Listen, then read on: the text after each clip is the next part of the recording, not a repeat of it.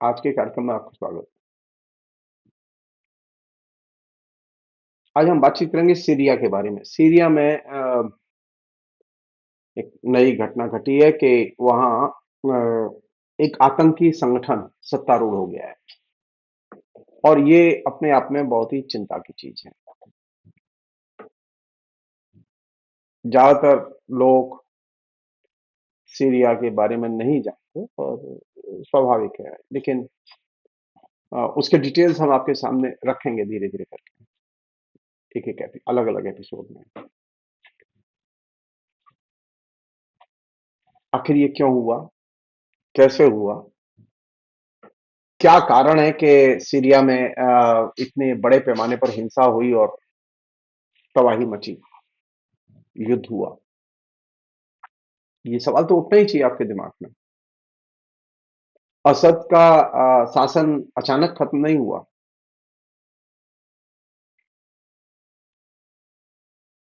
असद के प्रशासन से किसी के भी मतभेद हो सकते हैं, लेकिन एक चीज अनडिस्प्यूटेड है कि वह प्रशासन धर्मनिरपेक्ष था। असद के शासन ने अमेरिका को कोई धमकी नहीं दी, अमेरिका के खिलाफ कोई बयानबाजी नहीं की, अमेरिका पे कभी हमला नहीं किया।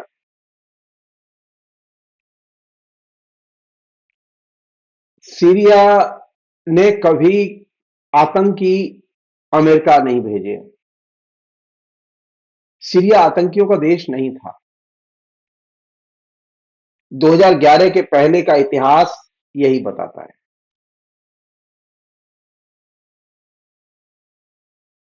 बड़ी संख्या में ईसाई सीरिया में बरसों से रह रहे थे।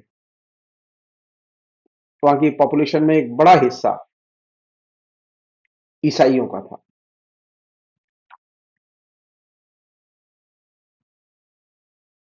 तो ये जो सीरिया में जो घटनाक्रम घटा है, उसका एक पहलू है असद का प्रशासन, और उसका दूसरा छोर है आतंकी संगठन और अमेरिका और नाटो और इनकी भूमिका। अमेरिका ने ये सब क्यों किया, उसका एक बहुत ही छोटा कारण है जो कि बड़ा कारण है।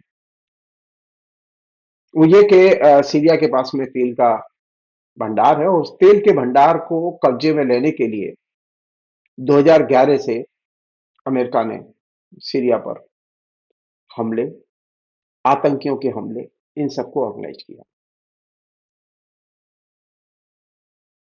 सीरिया ऐसा देश है जहां के सभी लोग बड़ी शांति से रह रहे थे, इंक्लूडिंग ईसाई।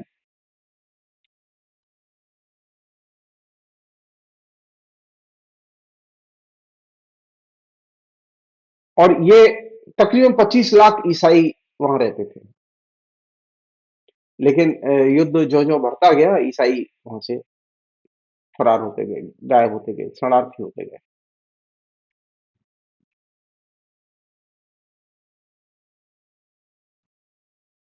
ईसाइयों के जो समुदाय है, उसमें जो बिशप बहुत महत्वपूर्ण हिस्सा है, उस बिशपों के सम्मेलन में तकरीबन 25 बिशप थे जो सीरिया से थे।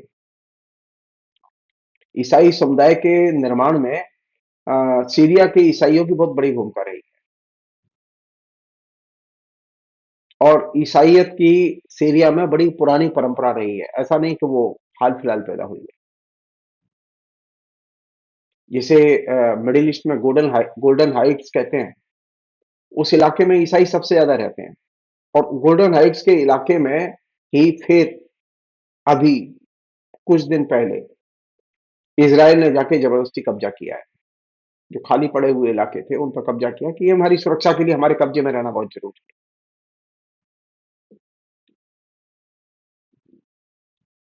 अमेरिका ने जो लोकतंत्र विरोधी, धर्मनिरपेक्षता विरोधी हरकत की है, उसका क्लासिक एग्जाम्पल है सीरिया।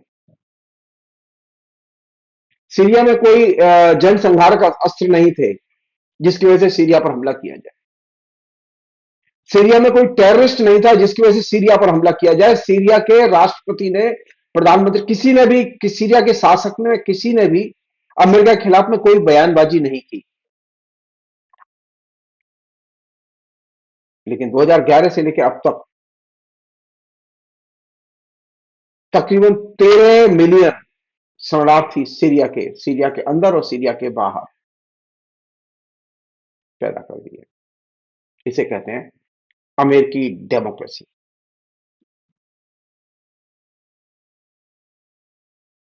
और इस जो सीरिया के अंदर और बाहर जो अ, ये 13 मिलियन के करीब जो है शरणार्थी, मतलब 1 करोड़ 30 लाख शरणार्थी,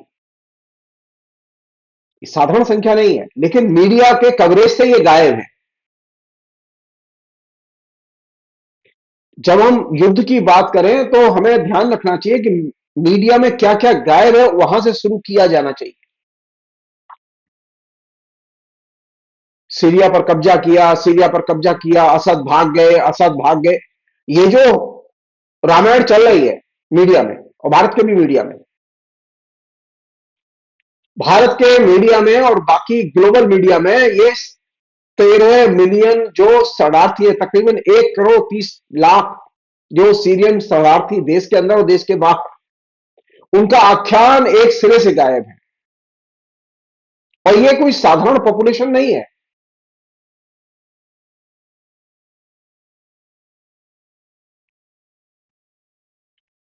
एक तरफ आप लोगों को शरणार्थी बना रहे हैं, और दूसरी तरफ आप मीडिया के जरिए शरणार्थियों के खिलाफ में हेट कैंपेन पैदा कर रहे हैं। लोगों के ऊपर, शरणार्थियों के ऊपर बमबारी कर रहे हैं,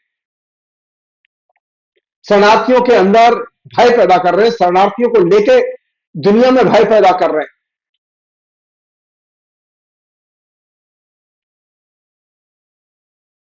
ये यूनाइटेड नेशन का ऑफिशियल आंकड़ा है कि 2011 के बाद 8 देशों में, सिर्फ 8 देशों में अमेरिका और नाटो की बमबारी और अमेरिकी समर्थित जो आतंकी गिरोह, उनकी आतंकी हरकतों के कारण तकरीबन 59 मिलियन लोगों को शरणार्थी बना दिया गया। उनको घर द्वार सब छोड़ना पड़ा। यानी इन 8 देशों में प्रतिदिन 46 बम प्रतिदिन गिराए गए। और यह सब किया गया आतंकवाद के खिलाफ युद्ध जो अमेरिका लड़ रहा है उसके नाम पर। और जो इसमें जो ईंधन खर्च हुआ, प्रति घंटे तकरीबन 32 मिलियन डॉलर का ईंधन खर्च किया अमेरिका ने।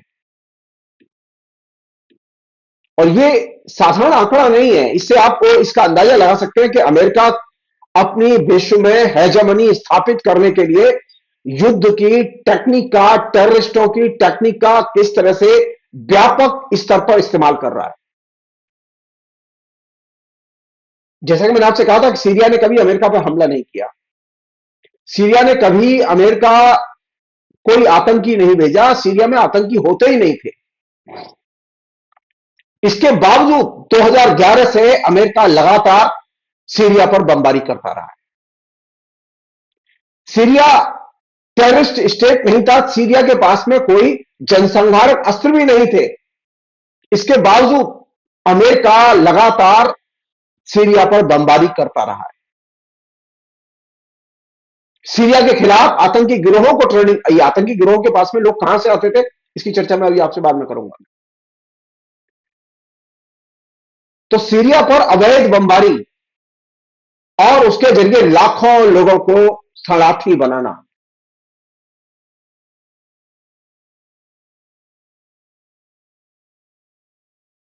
यहां तक कि जो अनेक अरब मुल्क हैं, उन लोगों ने भी सीरिया पर बमबारी को लेकर अमेरिका का साथ दिया, क्योंकि वो हवाई जहाज से जाते थे तो उनके लिए सुविधाएं दी उन्होंने।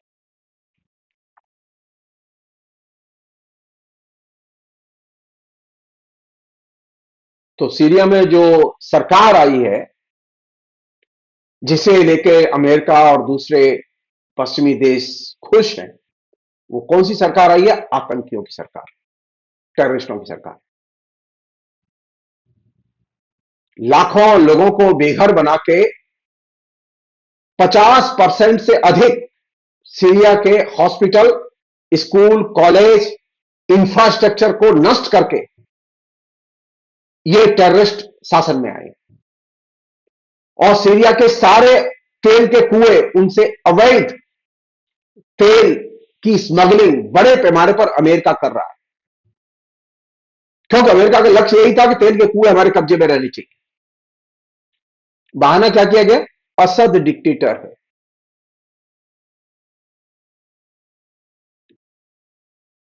इसे कहते हैं अमेरिका का झूठा प्रोपेगेंडा और अमेरिका का so called state terror sponsored जो पूरी की पूरी मुहिम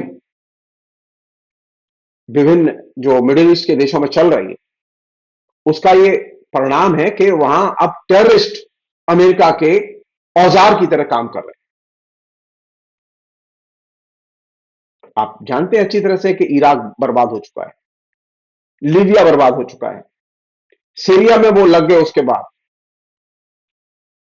फिलिस्तीन में गाजा को उन्होंने कब्जे में ले लिया। वो गाजा में एक बहुत बड़ा तेल का स्रोत पाया गया और जिस दिन से ये खबर आई कि गाजा में तेल का स्रोत मिला है, उसके बाद गाजा की जनता का जीवन हराम कर दिया।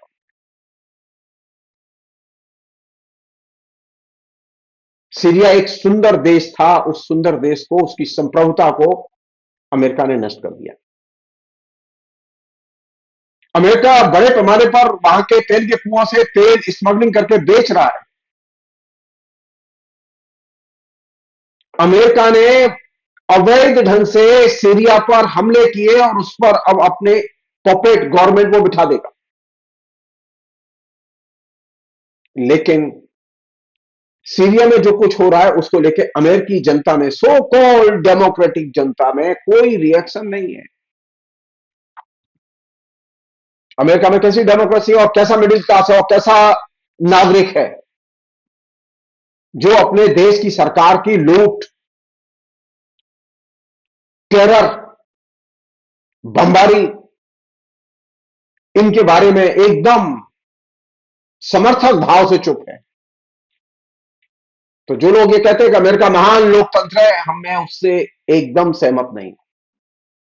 अमेरिका में रहने वाले नागरिक जो है महान लोकतंत्र प्रेमी है, मैं इससे एक बात से सहमत नहीं हूं, क्योंकि सीरिया का जो पतन है वो इस बात की सूचना दे रहा है कि अमेरिका समर्थित जो आतंकी गिरोह हैं वे वहां पर सत्ता में आए हैं और बड़े पैमाने पर तकरीबन 1 करोड़ 30 लाख लोगों को शरणार्थी बना के 50% से अधिक सीरिया का इंफ्रास्ट्रक्चर नष्ट करके बमबारी के जरिए भी सत्ता में आए।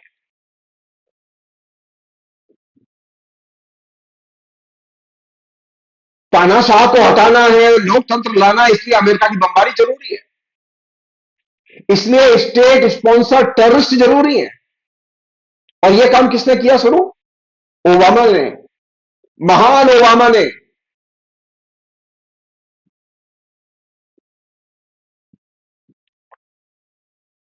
तेल की लूट को वैध बनाने के लिए डिक्टेटरशिप के नारे का इस्तेमाल किया गया असद के खिलाफ,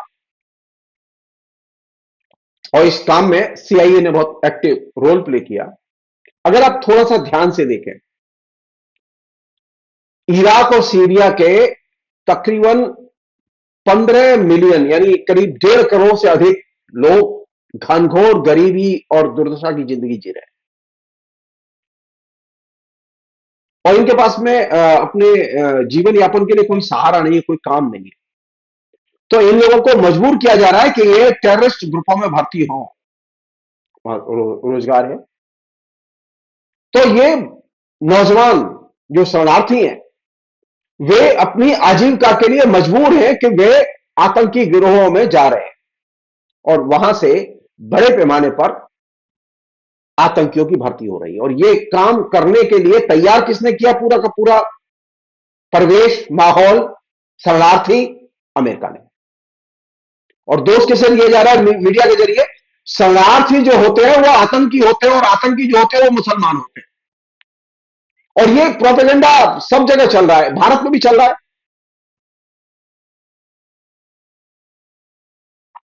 जबकि वास्तविकता यह है कि शरणार्थी कोई अपनी इच्छा से नहीं बने, वे लोग, न इराक के लोग शरणार्थी अपनी इच्छा से बने, न सीरिया के लोग अपनी इच्छा से बने, बल्कि अमेरिका ने तेल के कुओं पर और उन देशों की संप्रभुता को नष्ट करने के लिए और इस्राएल के विस्तारवादी लक्ष्यों की पूर्ति के लिए इन देशों को अपने कब्जे में लिया और अपनी पॉपेट गवर्नमेंट, अपनी जो है मोहरे वहां बिठाए। और वे मोहरे कौन है? वे टेररिस्ट ग्रुप। लीबिया में वही है, इराक में वही है, अब सीरिया में वही है। सो मिडिल ईस्ट में एक नया फिनोमिना है, डिक्टेटरशिप को टॉपल करने के लिए पॉपेट टेररिस्ट ग्रुप और उनके नेता बिठाए जा रहे हैं और बड़ी संख्या में लोगों को शरणार्थी बना के टेररिस्टों के कैंपों में भर्ती किया जा रहा है। इसका लक्ष्य एक ही है जो 1970 में तय किया गया, और वो लक्ष्य यह है कि सारी दुनिया में अमेरिका की अगर हेजेमनी स्थापित करनी है तो अराजकता पैदा करो। अराजकता अगर नहीं पैदा होगी तो अमेरिका का वर्चस्व स्थापित नहीं होगा। और अराजकता पैदा करने के लिए सबसे अच्छे लोग वे होते हैं जिन्हें हम लोग सांप्रदायिक कहते हैं, आतंकी कहते हैं। उनकी मदद करो, उनका इस्तेमाल करो। और यह वो ग्रैंड मॉडल है जिसके तहत भारत में सांप्रदायिक और बाकी आतंकी गिरोह इस अराजकता के काम में, जो अमेरिका का मिशन है जो 1970 से चल रहा है, जिसे हम लोग project of new American century के नाम से जानते हैं, वो project of new American century जिसने खैरात में सारी दुनिया को अराजकता दी, बड़ी संख्या में उसने शरणार्थी दिए और शरणार्थी समस्या दी, बड़ी संख्या में उसने देशों की अर्थव्यवस्था को तबाह किया जिससे कि अमेरिकी हेजेमनी बनी रहे, बड़ी संख्या में उसने बेरोजगारी दी। और ये अराजकता और बेरोजगारी और सांप्रदायिक शासन ये भारत में भी है। और ये वो ग्रैंड मॉडल है जो project of new American century के नाम से एडॉप्ट किया गया। विकिपीडिया में इसके सारे डिटेल्स अवेलेबल है, आप लोग जाके पढ़ सकते हैं। मैं जो चीज आपसे शेयर कर रहा हूं वो ये कि अमेरिका अपनी ग्लोबल हेजेमनी के बड़े प्रोजेक्ट के तौर पर अपनी कठपुतली सरकार आतंकियों की उसने पहले इराक में स्थापित की, फिर लीबिया में स्थापित की, अब सीरिया में स्थापित करके गाजा को तबाह कर चुकी।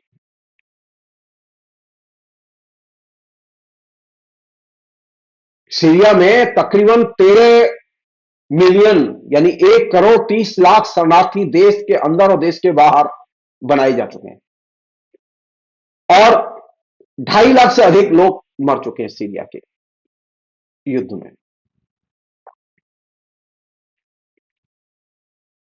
अमेरिका के